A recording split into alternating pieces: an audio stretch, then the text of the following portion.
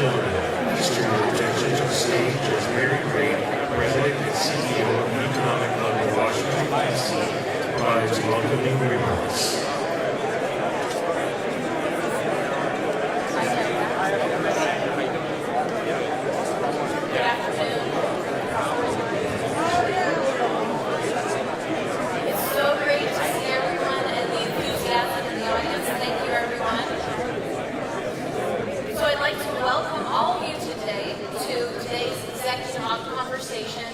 Economic Club of Washington, D.C.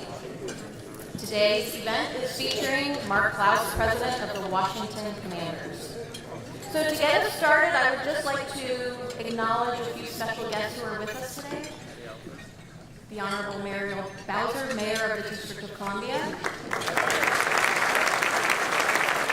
Mitch Rales, Limited Partner of the Washington Commanders. We also have with us Mark Clouse, Limited Partner, Washington Commanders.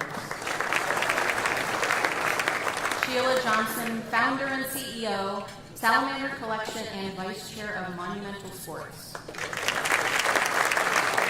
I'd like to thank today's event sponsor, Clark Construction, Samir Bhargava. Samir, thank you. Just a few quick notes to let you know what's coming ahead. We have on June 16th the signature event with Vicki Hullo, President and CEO of Occidental. At the beginning of that program, we will also be presenting our 4th annual Arnie M. Sorensen Excellence in Leadership Awards. I hope to see you all there. Finally, on June 23rd, we have our Scholarship Awards ceremony. You're all welcome to come to that as well. More events to come, so looking forward to announcing those very soon. So I'd like to just take a few minutes to say we're very happy to have a mayor here today. She's now in her 3rd term. Mayor Bowser is investing in the future of the city by bringing the Commanders home to RFK.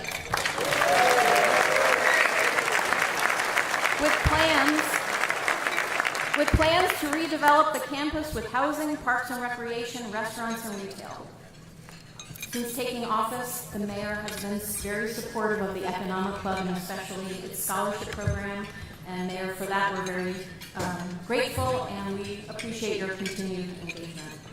So let me now invite the mayor to the podium to make brief remarks. Following the mayor's remarks, I'll invite our Economic Club board member, Amy Gilliland, President of GEIT, for additional remarks.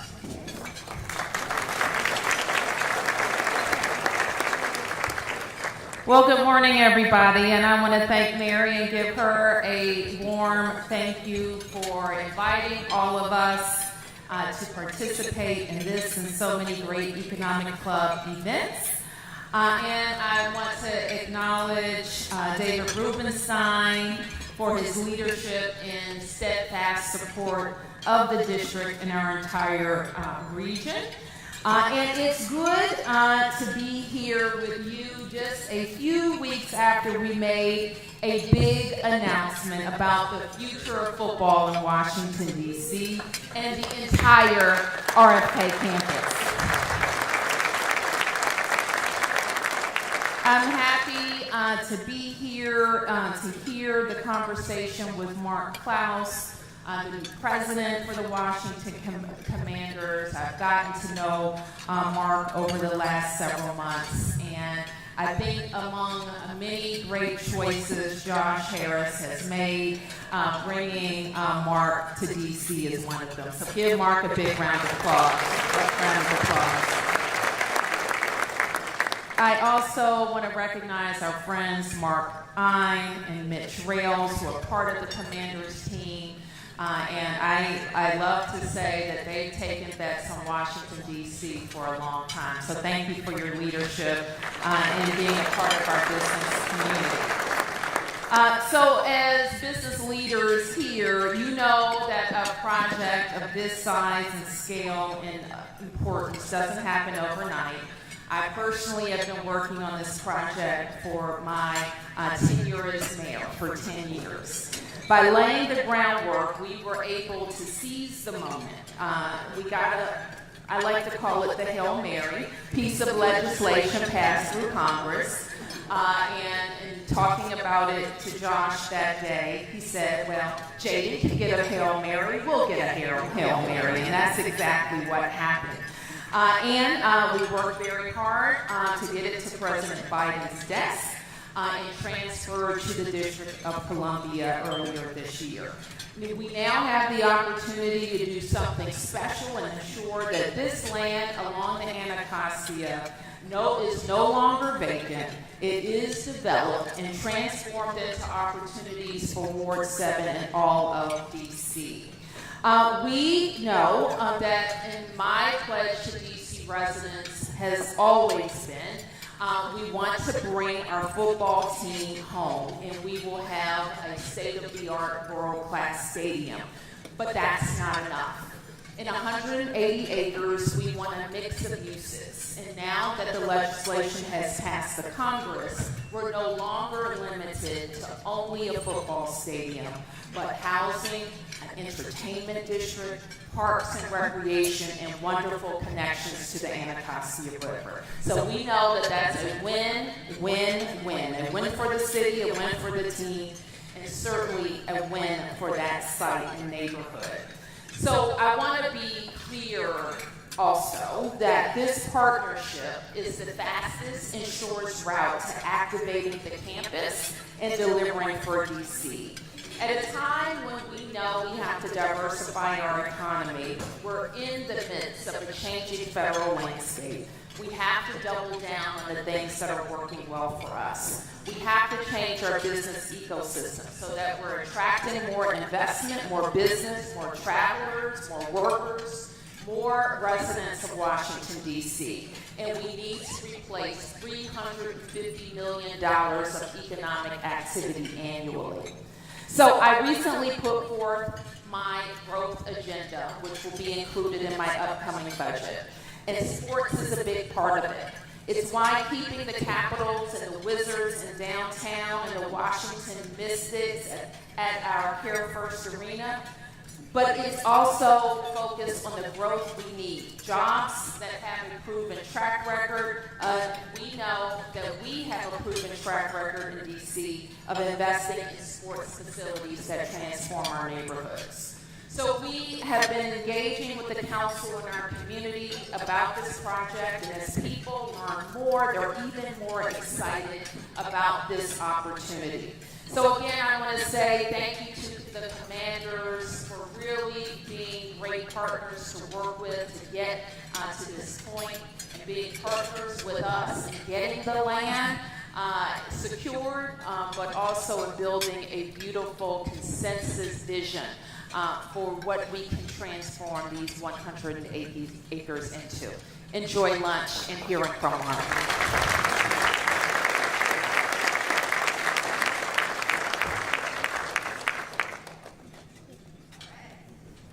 Thank you, Mayor Bowser, for your timely comments. The Economic Club of Washington continues to be at the forefront of the most important speakers of the day. Last week, you may have been here when David interviewed Jason Smith, chairman of the House Committee on Ways and Means, on the status of the budget reconciliation. Small thing going on in Congress right now. But today, we are pleased to feature Mark Clouse, and I am here for it, president of the Washington Commanders, for an executive conversation. Mark will be interviewed by Economic Club Officer Larry DeRita, head of Global Public Policy and president, Greater Washington, D.C. Bank of America. You know, Mark, I'm going to say I think Larry and I might have a different version of how the Army-Navy game might come out from yours, but other than that, we're on board. All right, let's do it. The Economic Club facilitates civic opportunities and engagement through our education programs, connecting the business community to our Rubenstein scholars. Larry DeRita is the chairman of the Education Committee, and this year we had great success. On June 23rd, we will celebrate 50 Washington, D.C. public high school seniors as they are awarded David M. Rubenstein Economic Club of Washington scholarships. There's more information in today's event program, and we hope you can join us. The club's internship program for Rubenstein scholars will take place from June to July, and I'd like to give a big thank you to our members hosting interns this summer. You can see all of the names on the screen, so great support. This year, we're adding the Go See Challenge, an activity where small groups of interns meet with club members at their offices. The challenge builds their time management, framework, teamwork, and communication skills, with members providing feedback after each visit. Thanks to the members who are participating in the challenge, and that list is also on the screen. So before I go, I just want to recognize my fellow Economic Club board members in attendance today: Gina Adams, Jane Adams, Samir Bhargava, Richard Bynum, Monica DeWaldy, Larry DeRita, Phil DePicciotto, Nora Gardner, Tim McBride, and Tony Pierce. Now, I invite you to enjoy your lunch, and Larry will return shortly to interview Mark. Thanks, everyone.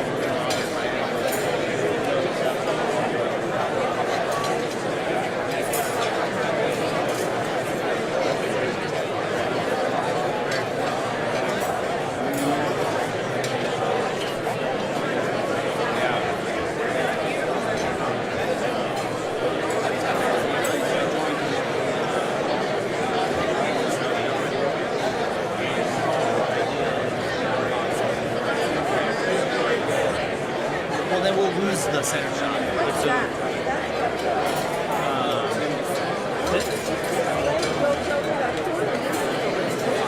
Well, then this leg will be all found.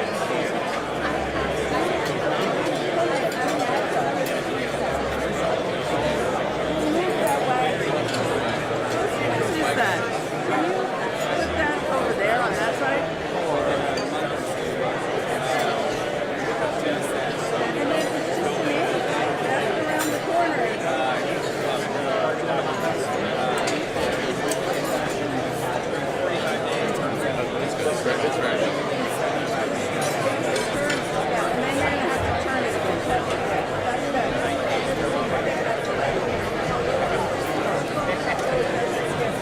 That's around the corner. Yeah, and then you're gonna have to turn it again. I think we're good. But we will be a little offset. I'll have him look.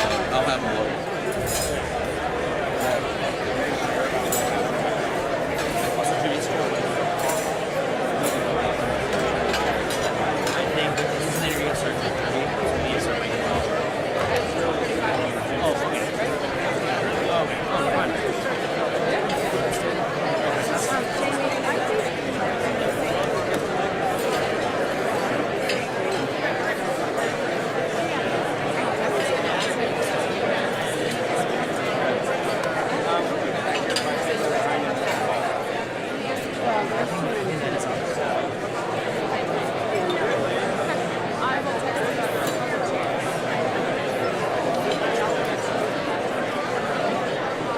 Let me go back there with Patrick and look and then. Thank you, Judy. Thank you very much.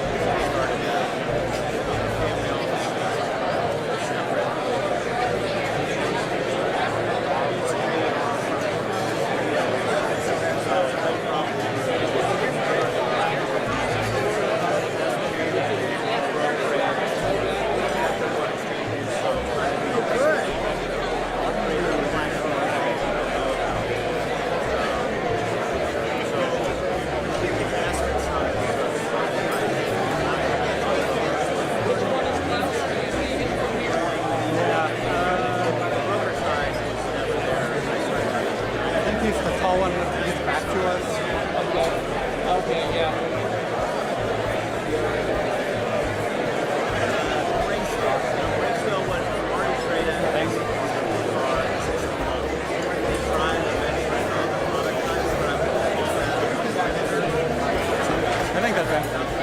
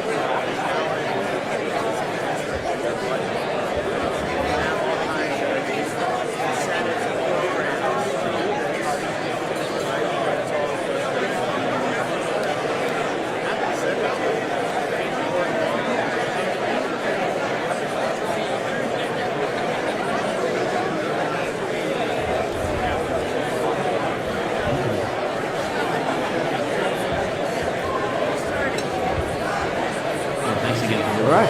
Alrighty. I'm going to sit down. Why don't we get started?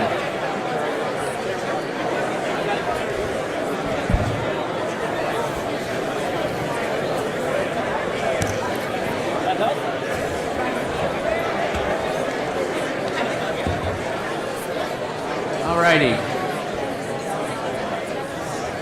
Thank you very much.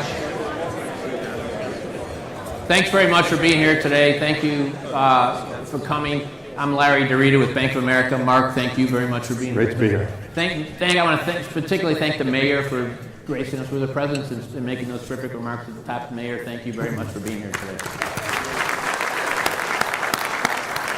I also want to say this is an only in Washington thing where you could have the chairman of the Ways and Means Committee one week and the football guy the next week. And I'm not really sure who had the biggest crowd. Well, I heard it was football. Yeah, I kind of think. Who's keeping score? Oh, yeah, we are. Amy, thank you very much for that introduction earlier. We do have I'm repping here, Love it. Ohio State guy. Yep. You grew up, yeah, I know. Mark grew up in Ohio, I grew up in Michigan. So this is my depth of devotion to the Commanders. I'm willing to wear an Ohio State jersey to talk to a guy from Ohio.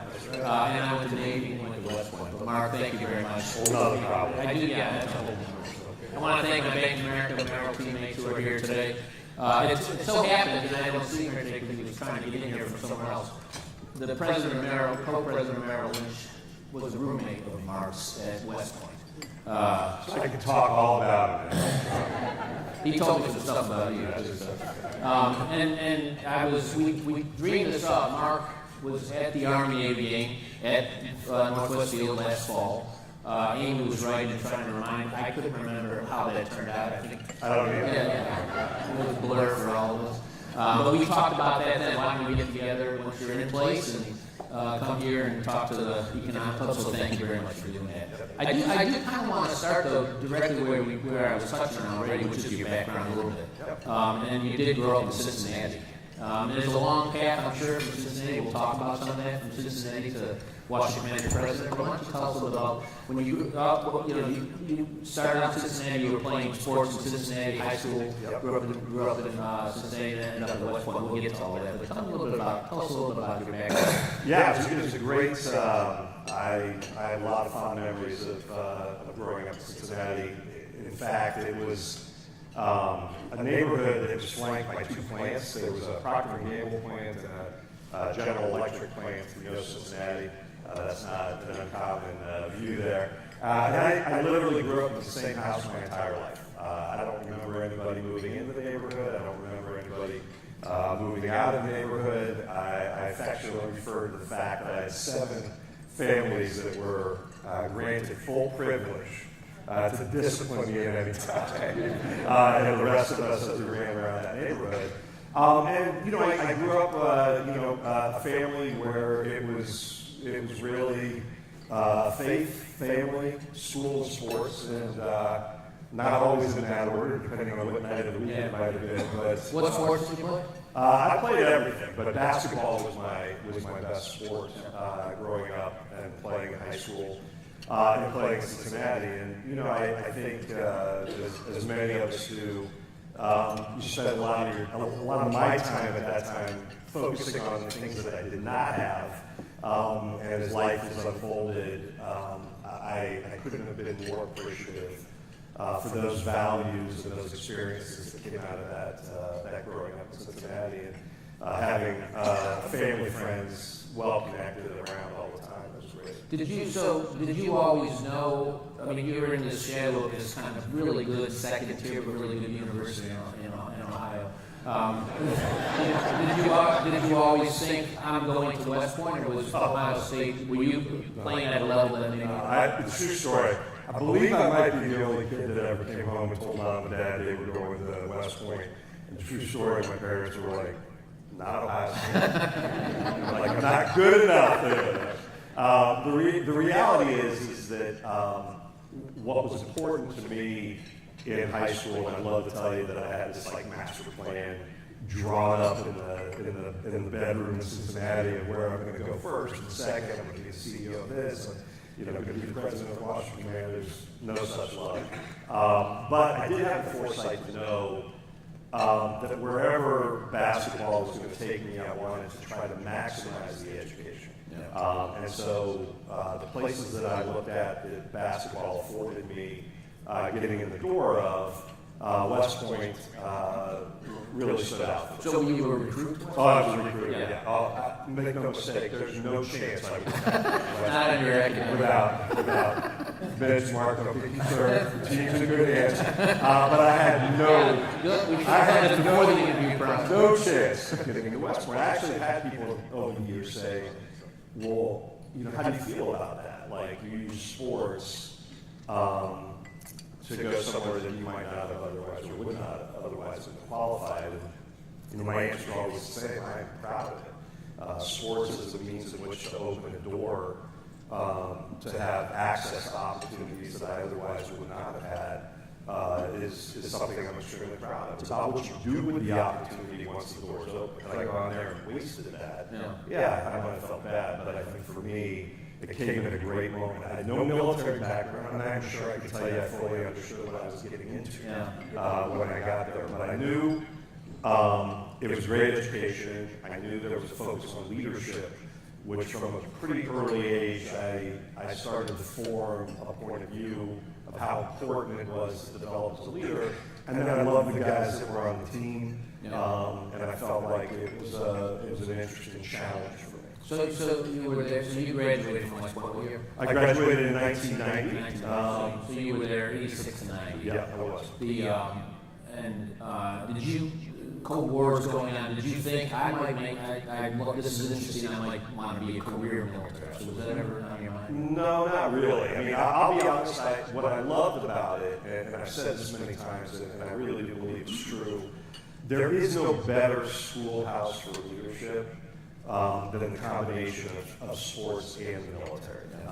And outside of being a parent and a husband, I don't think there's anything I'm more proud of than leading men and women in the pursuit of excellence in the armed forces. It was just an extraordinary. 20-something years old, you're turned loose in a complex mission with a real need to become student leadership. So at West Point, you played basketball for 4 years. You were there 86 and 90, so you overlapped with a fellow at Navy called David Robinson. I did. Did you play, David? Yep, David was a senior when I was a freshman. They were ranked, I think, 16th in the nation. Here's a great college basketball trivia question for my college basketball fans out there. David Robinson in 86-87 was number 2 in the nation in scoring. The question is who was number 1. It was not me, I can tell you. I thought that for you. Tell you the story. Emphatically, that it was not me. But it was someone who played with me at Army. So Army literally, the academies had number 1 and number 2 in scoring in Division I basketball in 1986-87. Kevin Houston was the name. 5'10", red hair, freckles, we called him Beaver, like David Beaver. And he was an impressive player, averaged 32 points a game. And it was. So it's interesting you said it because I did go back and check the year David Robinson played against you, so that would have been 87, 18, or 86, 87, I guess. Yep. He scored 18 points, so your guy must have beat him out. Oh, yeah. If you ever want true story, that game, big national TV game, had number 1 and number 2 at the 2 academies. It was a lot of fanfare, big Sports Illustrated article. And if you want to see, I'm a little biased, but if you want to see the most complete half of college basketball by an individual, watch the first half of that Army-Navy game. Kevin Houston, 28 points in the first half. And needless to say, there was no confusion on who you had to stop at Army.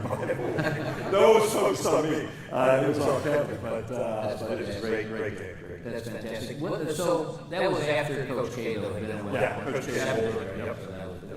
Some of that culture was still part of the program. Yeah, I mean, Coach K's been terrific. I've gotten to know him over the years. Actually, oddly enough, my inner circle, I'm surrounded by Duke folks. Grant Hill was on my board of directors at Campbell's, and Jay Williams is a long time family friend of mine. So, so we got a lot of Dukies around. Yeah, unbelievable legs. And so what did you study at West Point? I studied economics, and academically, it's a true story. Again, Mitch, Mark, I know these are kind of close. I get to West Point, and I finish my summer, the Beast Barracks, and the athletic director calls myself and a football player in and says to us, hey, just wanted to let you know, you have the lowest SAT scores of anybody in West Point. Yes! And he said, you're going to be in trouble at some point in time. Please raise your hand. And it was actually a gift because, in fact, I was in the first semester. So it took me a while to learn how to do it. I think in life, my path has been very focused on seeking out opportunities where I might not have been the most qualified, or I love what people used to say were leaning in to you. I love that challenge. I love the work necessary to climb and learn and figure that out. And by the end, I was doing fine academically. But it was tough. We had the Navy, maybe had same we had a little saying that said if the minimum weren't good enough, it wouldn't be the minimum. Yeah. So that was kind of clear that by yourself. Yeah. So you graduated from West Point and did what? I went to flight school. So again, under that same kind of heading of, how do you make choices in life? I looked for things that I thought were going to be challenging. I also liked things that I thought would open other doors for me down the road. When I talked to, younger college kids, I have two boys, one just graduated from college. Last weekend is going to be a football coach at Princeton, which we both chuckle about because he wouldn't have gotten into Princeton, but he's going to be a coach there.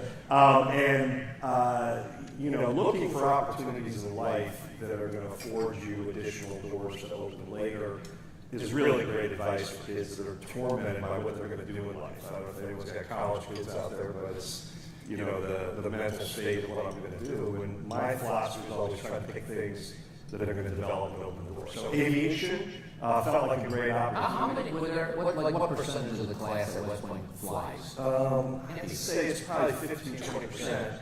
What I had going for me was you had to have 20/20 vision. So that screened out a lot of the academic. You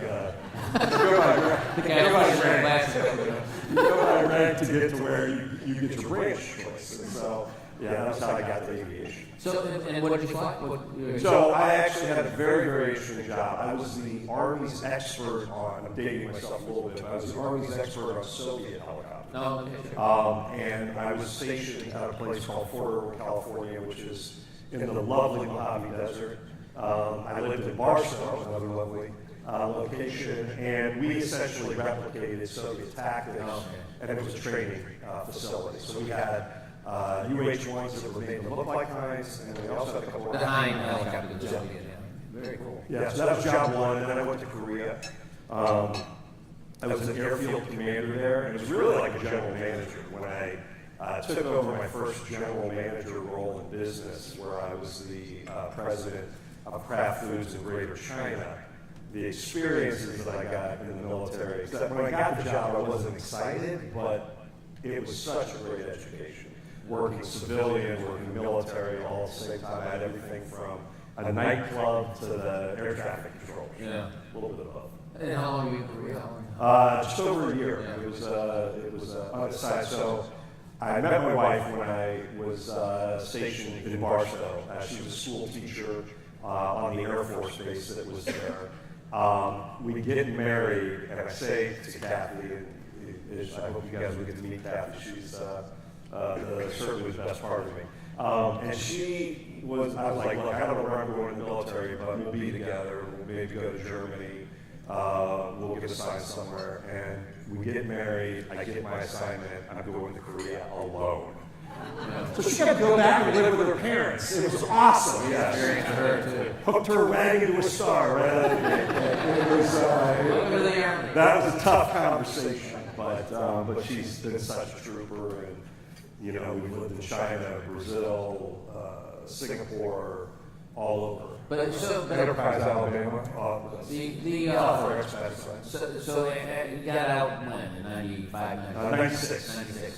And I know now in most corporations and companies have great military outreach programs. Was that the case then? Yeah, so there was a particular program that focused on what was called JMO, Junior Military Officers. The idea was that you bring leadership project management from the military, and then Kraft Foods at the time, there were several companies, Procter & Gamble did that as well, will teach you the business side. And I didn't have an MBA, but I saw this as a window that I could go through to get into a role that required an MBA. And so I took that opportunity. Again, no master plan. The fact of the matter was, I was planning to do something more in government service, and a couple friends of mine were going to a headhunter conference in Pensacola, and I thought I'd go along and hang out, at the pool or something. And they're like, why don't you just interview with a couple folks? So I interviewed with Kraft, and that started the journey. I was like, well, if I don't love it, I can go do something else afterwards, and that was 35 years ago. Yeah, and obviously you ended up loving it. So, but were they trained so that you would pick up Yeah, brand? I had a great group of folks around me that were ex-military officers that are part of this program. One of the things I loved was you had a team environment where I could walk down the hallway and go, I have no idea what's going on, or am I supposed to wear a tie to this, or what am I supposed to do? And you had friends and people that were co-workers that had been on the same path as you. Yeah, you ended up fairly senior at Kraft, but did you pick a brand to focus on, or how did that work? No, I've actually worked on over, in my full time, over 300 brands. I've counted them. And you move around. Yeah. So I started on log cabin syrup, and then I went to shake and bake. So I was clearly I was on a fast Yeah, I was going to say, that's everybody gets So shake and bake, if it would have been 1965 when I was in the chair, it was rocket. Yeah. I remember the commercial. And I helped. Thank you. Everyone loved it back in the 1960s. Not so much when I was there, but good. I learned a lot. I made my way through the cheese division. Did you get to the mac and cheese? I did get the mac and cheese. Did you want to I've had everything from Sour Patch Kids, to Cadbury chocolate, to Oreo cookies. I ran globally for a lot of years. We launched it into over 50 countries. Works everywhere you go. It's magic. My favorite was sitting with the French team, with them telling me why Oreo will never work in France. I don't have a great French accent to deliver it, but I said, let's give it a try. Sure enough, like 6 months later, #1 grocery brand. But you ended up quite senior. You ran China for. I did. So I was at a moment in my career where I was about to get promoted to vice president, which was a highly sought after kind of level. I don't know exactly why, but you imagined it to be. And instead of taking the promotion, I decided to take a lateral move to Singapore and start to work on the international side. My view was at that time that for Kraft and food companies in general, globalization was just starting to ramp up. And I felt like the experiences of being overseas and learning a global mindset on brands was going to be important. So I went to Singapore, was there a year, and the greater China business collapsed. And right place, right time, and again, choose something that opens doors. I was there, and I got to step into my first role as running a unit. So I was greater China. I had mainland, Hong Kong, and Taiwan. Were you there during the Olympics? I was there right for the run-up to the Olympics. It was Core topic. Oh, let's go. Yeah. So I signed the Olympic Training Center as we were the official snack of the Chinese Olympic Training Center. And Yao Ming was our Oreo guy, and I got to know Yao really well. He's great. I mean, he's just the best sense of humor. I got a great picture of us shooting around at the training center. I look like a 6-year-old that's wandering on. Man, it's huge. Hand, jaw, everything. So we had tickets to everything. Like I was like gold medal game for basketball. I had swimming. Michael Phelps was swimming.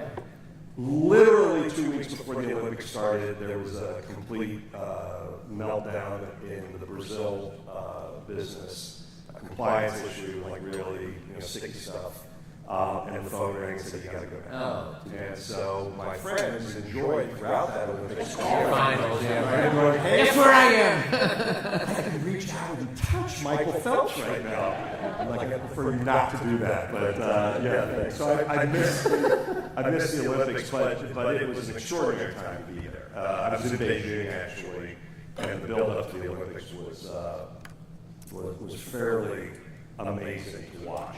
How a country mobilized, and wherever you may stand on China, but their ability to bring to bear the work needed to accomplish goals is very stout.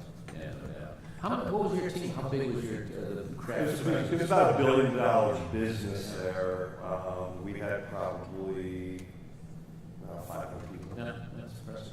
But so Brazil after that? Brazil, much larger business. We had the largest chocolate business in Brazil. It's a very, very chocolate-like oriented country.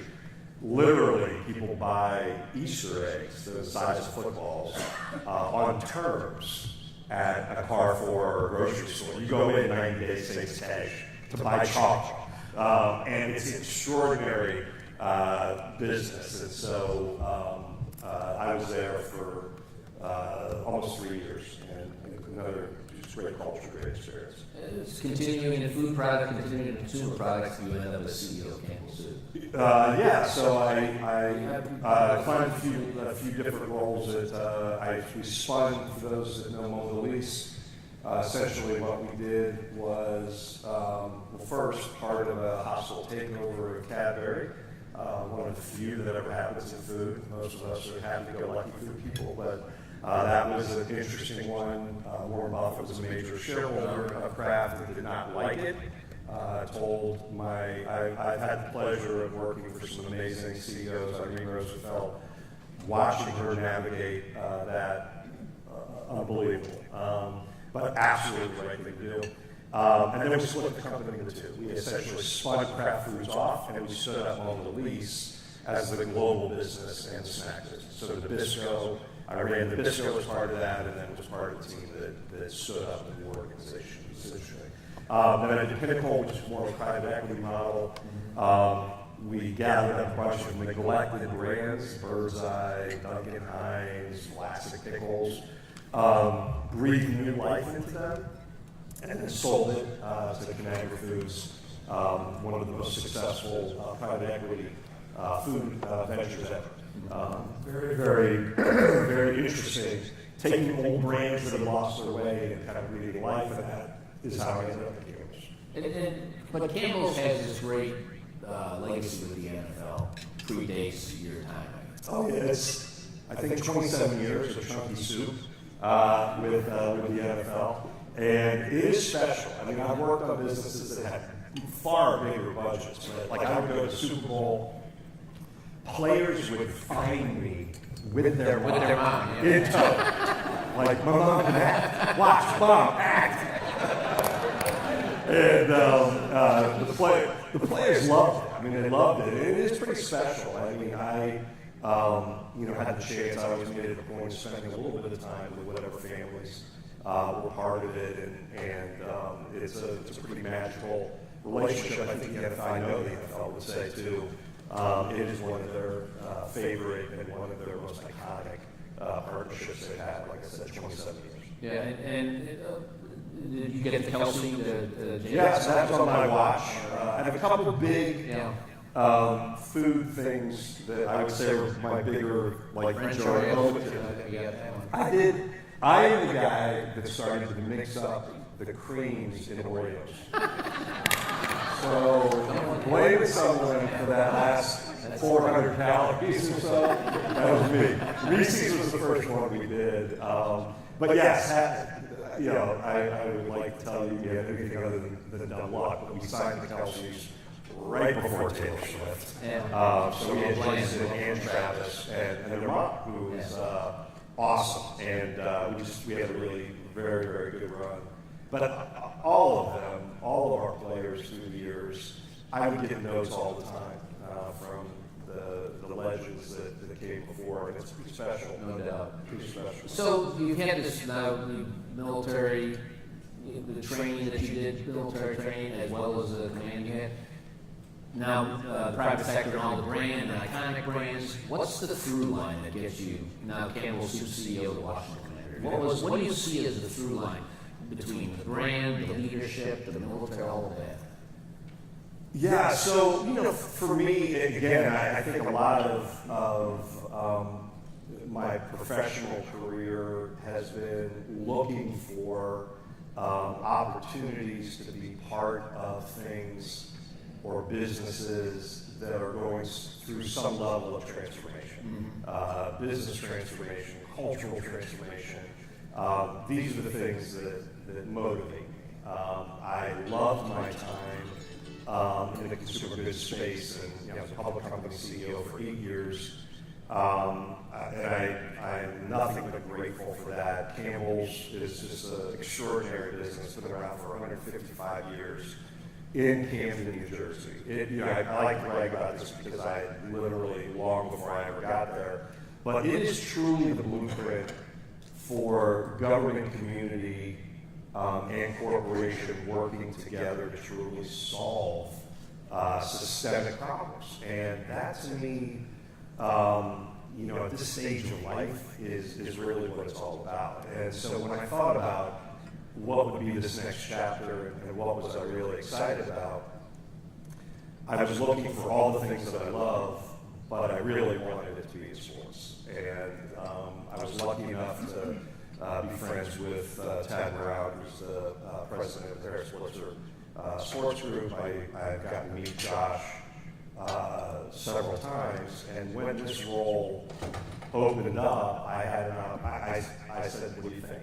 And the early conversations were pretty interesting because clearly I'm not walking in with a resume deep in sports teams. But I think as we walked the path, and what was really important to me was to make sure I understood the values that Josh and I got a chance to meet Mitch and Mark, and what were we really trying to do? If it was simply just to build a stadium and drive some sponsor revenue, and honestly I wouldn't have been interested. But the vision that Josh and the rest of the ownership group had was really to try to do something much more than that. Certainly transforming a business that, again, not unlike many businesses I've worked on, had wandered a bit off the path. And so how do we bring it back to the level of pride and trust that the team deserves, and then how do we use that platform to make a real impact in the community in a different way? And that is really what brought me here. Yeah, by the way, let's win a Super Bowl as well. In our spare time. At the end of the day, the idea that we're doing something much more with this franchise, winning games is incredibly important, and for all the fans out there, trust me, we're doing everything we possibly can to do that. But we also sense a very great responsibility as the stewards of this team for so many fans, and returning it to a level that it deserves, which we see as absolutely the best franchise in all sports. The Commanders as a brand. So you talk about a transformation. Bringing your brand expertise at the scale you manage brands, how do you see that? Yeah, it's an interesting puzzle, right? Because there could be no greater love than the heritage of this team, winning multiple Super Bowls, all the things that are great about the business, but some choppy water there. And here's a new brand and a new name, but has this wonderful heritage. And, the challenge, I think, is the Commander brand has taken on some real meaning within the organization, whether it's what Dan and Adam have done on the football side. I mean, they truly understand what a commander is. They use it as a way to determine who's going to fit in the culture of the team. That's real. It's not it's not just let me throw the name in here and there. They actually view it. And so therefore it brings some real equity. I think our opportunity with the fans is to really make it mean something and bring some relevance. And there are a variety of different equities that I think can be pulled from the history forward while still building the brand. So, it's huge, obviously, the vision is, and we've heard Josh talk about it, we hear you talk about it. It seems like the league has a sense of that too, only maybe just because of there just seems to be excitement in the league about it. Oh, well, I guess feel that yourself. Look, I think there's no question it is good for football, for Washington to be strong, to be competitive, to be doing the things that we're doing. That is not lost on anybody, whether it's our peers in the league or whether it's the league itself. It is good for football for us to be where we are and continuing to move forward the way we are. I was just going to say, we're going to take questions from you if you have them, so there will be mic runners, and I'll get to that in a little bit, but I just want to start thinking about what you may want to ask, what I didn't ask, Mark. If we can talk a little bit about just the organization, what the role of the president, the business operations, you mentioned Adam, and how that, and the ownership, how does that all work together? Yeah, despite my desire, I can't call the plays in. They don't want to do that. It's very, very clear, and could not have more confidence. And quite frankly, along with meeting the owners, I had the opportunity to spend some time with Adam before I joined, and it struck me that relationship, although very different responsibilities, the more we are able to work together as a team, the better. So Adam and DQ have football well in hand. And I have all the confidence in the world. My function is really to then build the rest of the business, and that both supports and amplifies the football, but also does the things that we aspire to do, whether that's in the community, whether that's building a new stadium, and how we build the business. I do think this may not be a surprise to everyone, but it is to some. The world of sports, and I believe this for a long time, that there is a real opportunity to bring a more commercial-centric, professional management, sports kind of business intersection. And there's certainly great examples out there that are doing that, but I think there's a new day coming where the demands on franchises are going to be asked to do more commercially, to do more economically, and therefore building processes, bringing professional folks in that can help drive the business, whether it's marketing, whether it's finance, however you want to look at it. And I think ownership groups that are looking more and more like the groups that we have at Commanders. I mean, these are serious business folks that yes, may have purpose beyond just the economic, but have a certain standard that's going to be expected. And what I hope to be able to accomplish with the Commanders is really to create that blueprint or that playbook for what the future of this intersection between sports and commercial enterprise management. We have heard the mayor's vision and have heard it now for the complex. How much of that is a factor in terms of how you think about the future of this brand, per se? Yeah. And the business that you just talked about. Yeah, I mean, the first thing I just would say is that having an opportunity to hit the ground in the district and spend time with the mayor and the mayor's team. I've been part of hundreds, I guess, negotiations and partnerships, and I've just been incredibly impressed with that team. I'm not just saying that because we're here, but it is a great team. I know Beverly, I saw Beverly in there. There's Beverly. So, getting to know Beverly, getting to know Soros, getting to know Nina, the members of the mayor's team. I can tell you the reason that the power feels so strong together is because we are very aligned in the vision. And this is about much more than just simply building a stadium. This is an opportunity to take 180 acres that should be the crown jewel of the district and turn it into both an economic and community engine that is going to be absolutely part of the roadmap for the future. And I think we've got work to do, of course, but I think that aligned vision and the aligned values are what's making is such an effective collaboration. If you could kind of do the micro look, what's a fan experience going to be like when you're at that? And then the macro look, what's the city experience going to be with that company? Yeah, I think the fan experience, we were very lucky to have a couple of different municipalities that were really excited about us as a franchise. We are incredibly grateful to the state of Maryland and the governor and the leadership there. They've been such tremendous partners for us for where we are today. And then another great team that we had a chance to work with. But I think, in our heart of heart, the spiritual home of the Commanders, we believe, is at RFK. And I think the vision is this amazing opportunity to bring that heritage that I talked about, but also with that look to the future.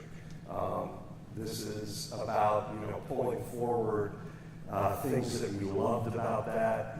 The walk to the stadium. I've heard Josh talk about it many times, and living into that, but in a contemporary, relevant way that feels like you are at an absolutely premier facility in all sports, and that's the goal. With a view that looks up at the mall and that is iconic, but yet fierce. And that's what we're building. I get Mitch and Mark and Josh are like, you gotta make the stand shake. I'm like, I don't know, structurally. Definitely got to have that. You gotta make them shake, Mark. They gotta shake. I'm like, well, I'll stand behind your chair shaking. But no, I think we really want to try to bring that vision back, but also it's a look forward. And I think that does match the vision for DC and the idea of being, this kind of cradle of the nation while also looking forward. And I think the community around it should be a thriving, diverse, a little bit for everyone. And whether you are a Commanders fan or not a Commanders fan, this is the place you want to live and work. And I think we have the ability in this footprint to accomplish just that. And through a lot of arm wrestling, there is a roof on the stadium, and I think that's going to enable us to bring 30 to 40 world-class events. I mean, we will be the only roofed facility of this side of the Mid-Atlantic, and so whether that's Taylor Swift or the Final Four or any WWE wrestling fans out there, WrestleMania could come, but we're going to be able to host everything that's in the city on the national stage, and because of that roof, it gives us a chance to actually create a pipeline of jobs and development. So one of the things that I've done in a lot of building manufacturing facilities, built the largest bakery in the world, was the development and training of folks to be able to work in the construction of the stadium and then translating that development so that they can actually go to work in the stadium, right? Not like a plant where we would train folks to construct and then end up working in the lines. There's a pipeline here of real jobs that can be created, and thus that starts to create this economic engine, which is housing, grocery store services, transportation, all the things that are great. And the good news is we're starting from a site that actually has a stadium. So a lot of the infrastructure thinking was contemplated in the original RFK. We're just going to enhance that and build off of it. You mentioned what you did at Campbell's with Camden.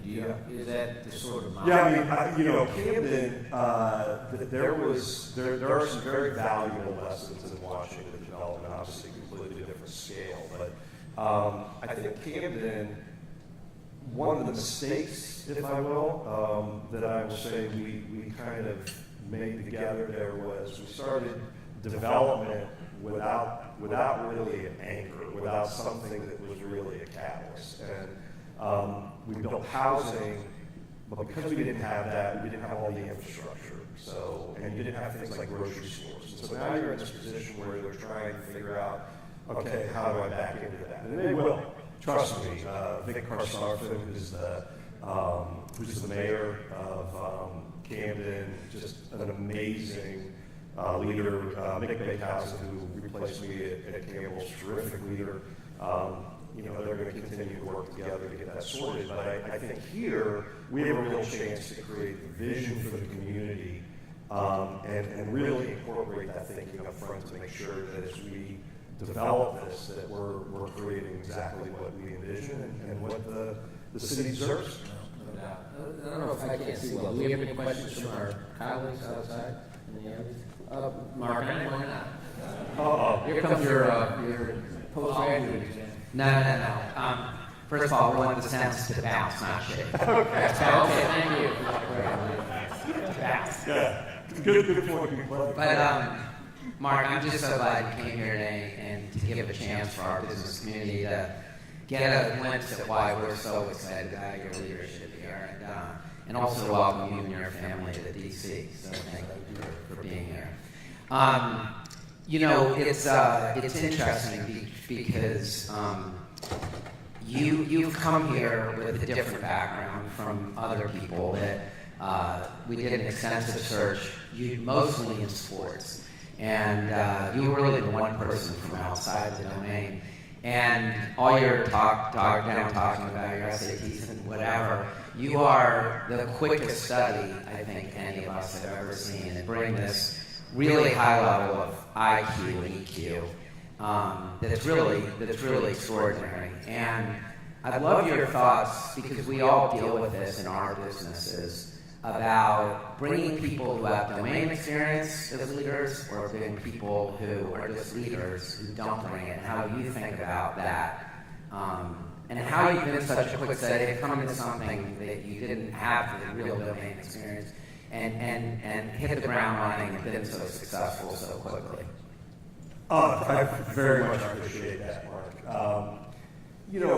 One of the things that I think was a gift to me throughout life, being dropped into some places where I may not have been as fully prepared, I did learn very quickly that you surround yourself by people that are smarter, more capable, that are going to complement you. And I think in any experience where you're coming in, one of my favorite stories was when I took over in China. I remember I was doing my first town hall. 4 people. We had just gone through a systems transition in the company, and the woman that had led it, I had her stand up, and I was like gushing about how great she was, and with every compliment, I watched her recess further and further. And I'm like, do I have the wrong person? What am I doing? So I get done, and an individual that had been in China for a long time was my head of HR, and he came up to me and he goes, Mark, you can't do that. In China, it's all about the group and the team. You don't single people out. And although you may not see the relevance of this moment, it was humbling, but it was incredibly insightful. And so what it told me is you need to put people around you that will help you navigate worlds where you're not as familiar. And use that then to quickly get to a clarity of destination, to know what needs to be possible to succeed in our journey. So as you and Mitch both know, we spent the last 90 days going through a strategic planning process to really create a destination for the business for the commanders. What that does is that enables you then to say, okay, well, what will need to be true to achieve that? And that allows us to figure out who do we need to bring in and what skill set. And that skill set may be best suited coming from sports, but there may be some things that are best suited coming from other places. And at the end of the day, I want great leaders. I want great athletes that are going to be able to adapt and learn. I want great commanders to come in and work on the business side as well. Other questions from colleagues out here? I have a couple more of my own. Why don't I ask you, so you came in, I would say, well done, since you came in February, got the stadium, you went to the NFC Championship, all the things. Well done. Yes, So how do you build, in other words, do you think, you don't want to say success is too fast because you want it whenever you can get it, but are you a little, how do you think about that now? What do you do? I'm a big fan of the concept of fixing roofs on sunny days, right? Yeah. So let's foot to the gas and really drive and get all of the things in place. Use it to attract talent, right? And use it to continue to build stronger relationships in the community with many of the business leaders that are in this room. And certainly our goal is single-minded in nature that we're going to win football games and we're going to be competing to win championships year in and year out. But we also need to make sure that we are the most trusted, the most respected, that you can be proud to be a partner of the Commanders. And we know that we've got work to do, and we're doing it, and we're going to make sure that beyond football, we're always going to be doing things the right way. And so that if you're partnering with us or that you're working with us, you can trust us to be the best possible partner in sunny days and rainy days. You talked about how the coaches, Dan and the others, have a view what's a Commander. How much of that, there's always been a great legacy in Washington with the military. You got your own military background. I thought, my last rank in the Navy was Lieutenant Commander, so I thought you guys naming the Commander was perfect. But what's the military tie that you feel opportunity forward? I mean, despite the Navy. Yeah, no. Look, I will tell you, it's true. Like when I was in the military, we didn't have nearly the entertainment options that our soldiers do today.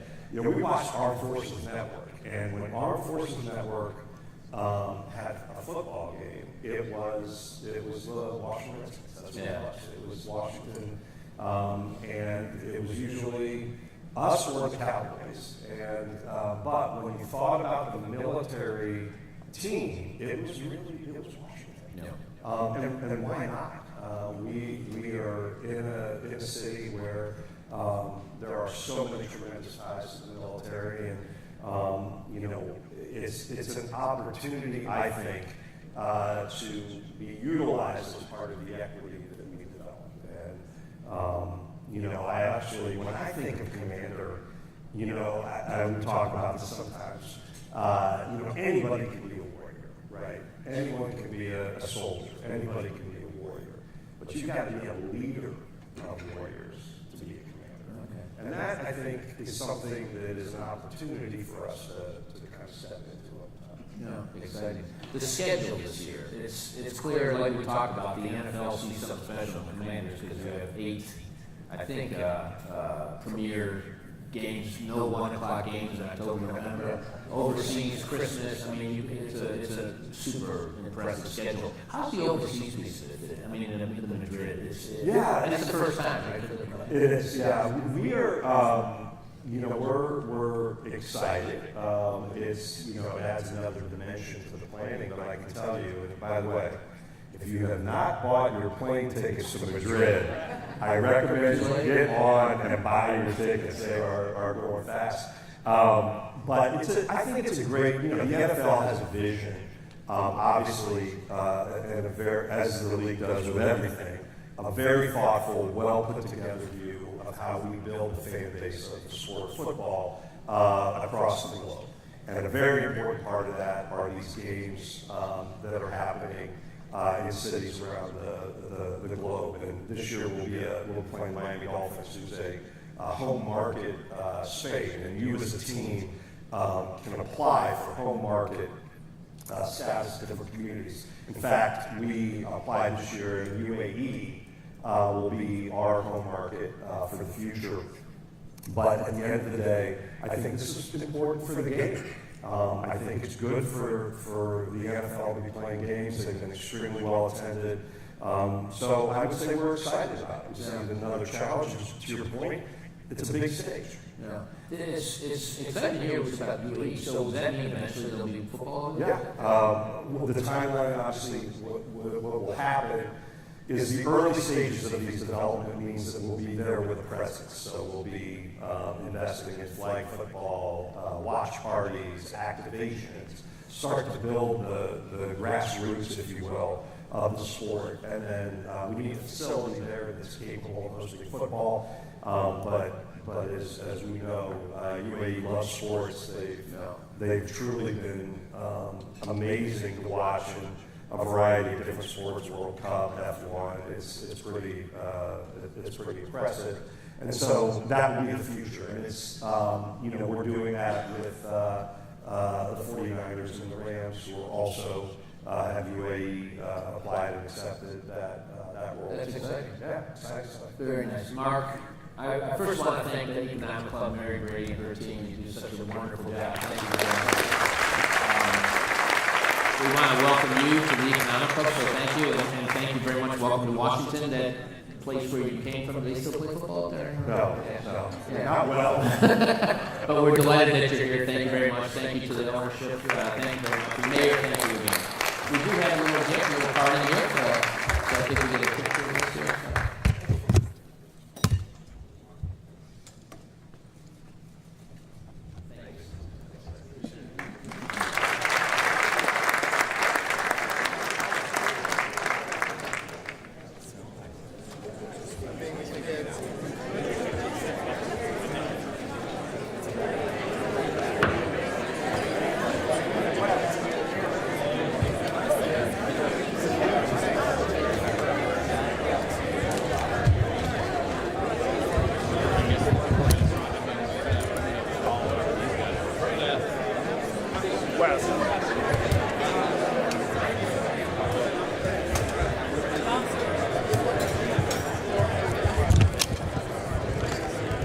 Mic's off.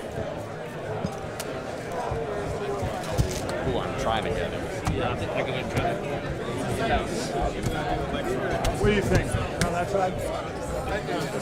All right. I'm not hearing you anymore. Huh? I don't hear him, Mike.